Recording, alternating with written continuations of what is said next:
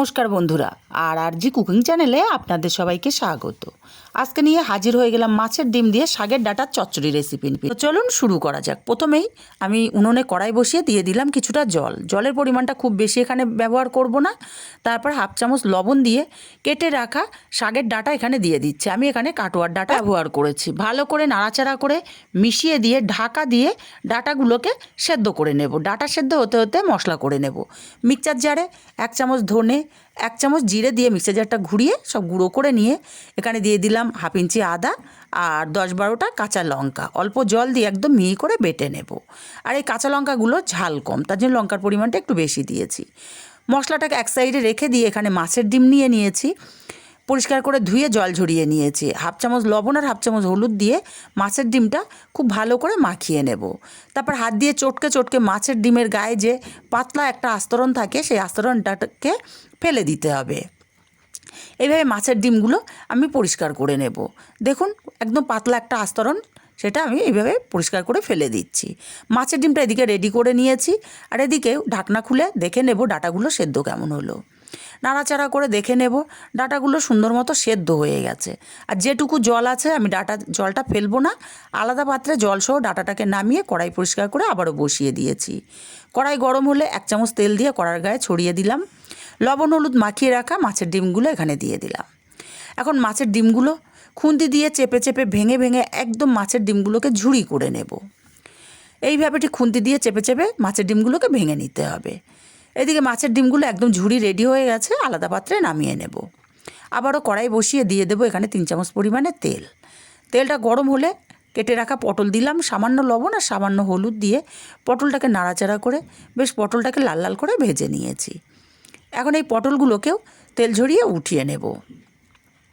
পটলগুলোকে উঠিয়ে নিয়ে তেলের মধ্যে ফোড়নে দেব 2টো তেজপাতা। তেজপাতা 2টো আমি এখানে ছিঁড়ে ব্যবহার করছি, আর 1টা শুকনো লঙ্কা ছিঁড়ে ব্যবহার করলাম। আর দিলাম হাফ চামচ পাঁচফোড়ন। ফোড়নটা একটু ভাজা ভাজা হলে বড় টুকরো করে কেটে রাখা আলু দিয়ে দিলাম। আলুগুলোকে নাড়াচাড়া করে হালকা ভেজে নেওয়ার পর এখানে দিয়ে দেবো পেঁয়াজ কুচি। পেঁয়াজ কুচিটা দিলে মাছের ডিমের যে একটা গন্ধ থাকে সেটা অনেকাংশে কমে যাবে। আপনারা চাইলে পেঁয়াজটা স্কিপও করতে পারেন। পেঁয়াজ আর আলুটাকে বেশ লাল লাল করে এখানে ভাজা ভাজা করে নিয়েছি। এখন এখানে দিয়ে দেবো বড় টুকরো করে কেটে রাখা কুমড়ো। কুমড়োগুলোকেও আলুর সাথে মিনিট 2 এভাবে নাড়াচাড়া করে ভেজে নেব। কুমড়োটাকেও ভাজা ভাজা করে নেওয়ার পরে এখানে দিয়ে দেবো বেটে রাখা মশলাটা। আর দেবো হাফ চামচ হলুদ, হাফ চামচ লঙ্কার গুঁড়ো।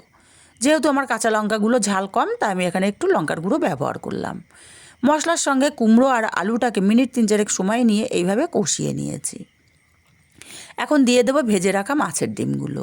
মাছের ডিমগুলোকে দিয়েও মিনিট খানিক এইভাবে মশলার সঙ্গে কষিয়ে নেব। তারপর দিয়ে দেবো সেদ্ধ করে রাখা ডাঁটা। আমি কিন্তু ডাঁটা জল সহই এখানে ব্যবহার করছি। জল খুবই অল্প ছিল, সেই জলটা আমি ফেললাম না। এইভাবে ডাঁটাগুলোকে দিয়ে খুব ভালো করে নাড়াচাড়া করে মিশিয়ে দেব। তারপর এখানে দিয়ে দেব স্বাদ মতো লবণ আর 1 চামচ দেব চিনি। লবণ আর চিনিটাকে দিয়েও খুব ভালো করে নাড়াচাড়া করে কষিয়ে নেব আরও মিনিট খানিক। খুব ভালো করে কষানো হয়ে গেলে এখানে খুবই অল্প পরিমাণে আমি জল ব্যবহার করব। যাতে কুমড়ো আলু ভালো মতো সেদ্ধ হয় সেই পরিমাণে আমি এখানে জল ব্যবহার করলাম। ভেজে রাখা পটলগুলো দিয়ে দিলাম। এখন ঢাকা দিয়ে মিনিট 5-7 রান্না করে নিয়েছি। 5-7 মিনিট পর ঢাকাটা খুলে নাড়াচাড়া করে দেব। আর এদিকে আমার ডাঁটার তরকারিটা পারফেক্টভাবে কিন্তু হয়ে এসছে। এখন এই পর্যায়ে আমি দিয়ে দেব হাফ চামচ পরিমাণে গরম মশলার গুঁড়ো। গরম মশলার গুঁড়োটাকে দিয়ে খুব ভালো করে নাড়াচাড়া করে মিশিয়ে নেব।